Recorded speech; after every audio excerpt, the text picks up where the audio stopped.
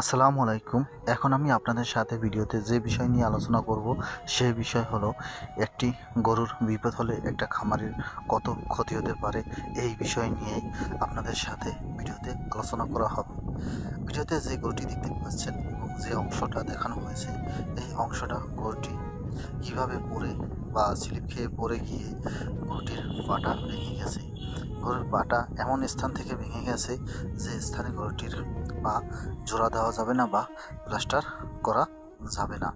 এই জন্যই আপনারা সবসময় আপনার গোয়ালঘরটি স্যাঁতসেঁতে রাখা যাবে না বা খুব মসৃণ করে প্লাস্টার করা যাবে না বা পাকা করা যাবে না খুব মসৃণভাবে, কেন অমসৃণভাবে বা খাসরা অবস্থায় পাকা করতে হবে।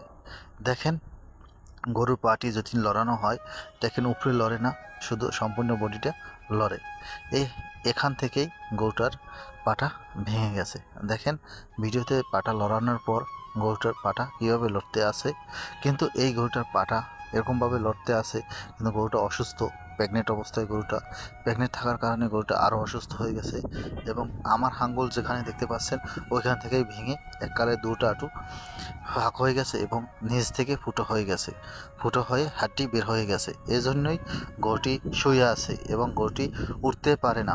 এই জন্য আপনারা সবসময় আপনার খামারের গোয়ালঘর সবসময় পরিষ্কার পরিচ্ছন্ন করে রাখবেন এবং সঠিকভাবে গরু বেঁধে রাখবেন এবং গরুকে সবসময় খাবার দিয়ে রাখবেন এবং অতিরিক্ত খিদে পায়ে খাবার দিবেন না। যখন আপনি খাবার দিতে যাবেন, গরুর পেটে খিদে থাকার কারণে হুড়োহুড়ি করে খেতে না যায়, বা আপনি যদি খামারে উপস্থিত না থাকেন, যে নিয়মিত খাওয়ান দেয়, যে খামারি ভাই খামারের খাওয়ান দেয় বা যে রাখাল গরুকে সবসময় খাওয়ান দেয়, ওই রাখালের মাধ্যমে বা ওই খামারি ভাইয়ের মাধ্যমে আপনি সবসময় খাবার দিবেন। কেন হঠাৎ করে নতুন লোক দিলে গরু ভয় পায়, এই ভয় পাওয়ার কারণেও এরকম বিপদ হতে পারে।